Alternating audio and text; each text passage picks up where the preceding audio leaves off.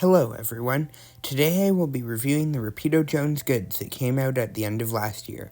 I would firstly like to apologize for being so late reviewing this. The reason I am is because of shipping delays, getting the model to Canada, as well as life getting in the way.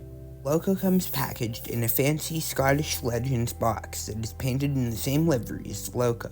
It features a brief history of the class, and on the end, you can see that the version I went for is 914001 in Highland Yellow.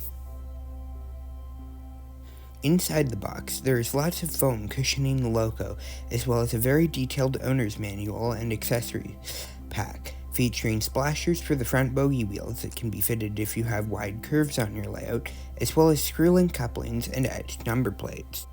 The model itself is very beautiful and painted and detailed to a fault, as you would expect from Rapido. The model features the matte smoke box we've come to expect from newer models. It features sprung buffers, a firebox flicker, and plenty of separately fitted details. The lining on the logo is also very intricate, and yet I could not find any faults with how it is applied. The cab is also very well detailed, with many separately fitted parts, and it is painted into many different colors. The only gripes I have with this model, visually, is that the handrails are supposed to have a bare metal finish, but Rapido have chosen to paint over them, giving them a bit of a plasticky finish. But upon receiving the model, I found a small paint chip on one side, but it is barely noticeable, so I wasn't too bothered. On the track, things started getting a little less good. As while the model can run very well at slow speeds, on analog it is very consistent at these lower speeds. Luckily, at the higher speeds, the logo is much smoother and can handle loads of a similar size to what the prototype could manage. That being said, it is very clear that the logo does not have nearly as much pulling power as other similarly sized logos. I know this because I've caught it wheel slipping a few times, which I'm guessing is down to the slightly light weight of the model despite the die-cast boiler, as I have numerous other models that are of the same size or sometimes even smaller that are much heavier.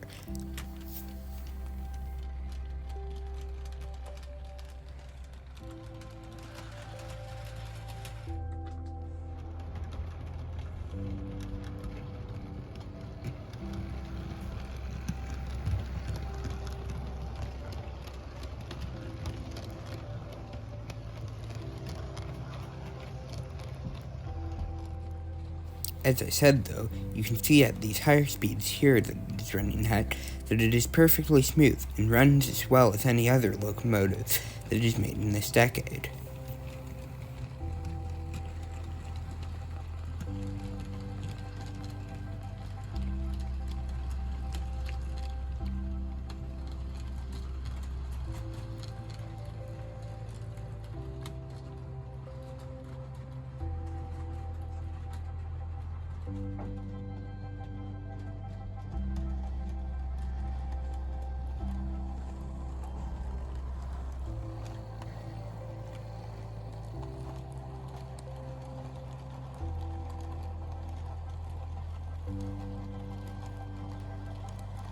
Another gripe I have with the logo is that the tender connection feels very fragile and it is hard to chip the logo.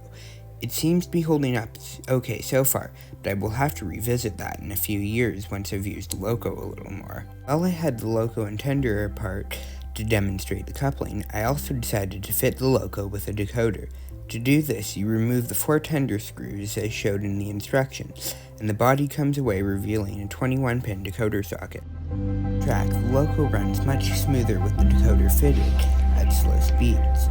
It also performs just as well at the higher speeds, meaning on DCC, I cannot really fault the performance. I've seen better crawlers for sure, but it is still nice and smooth, and the logo can easily pull a short rake of coaches or a small goods train.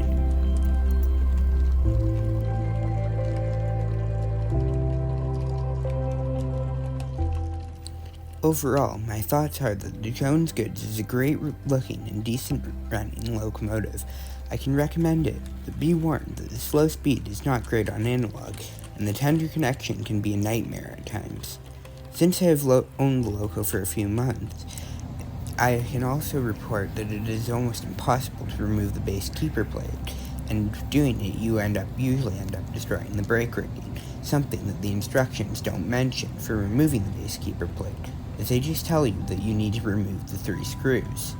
Overall, I think the Rapido Jones Goods though is a great model that will look right at home on any Scottish layout. Thank you for watching, and be sure to let me know if there's any other models you would like me to review.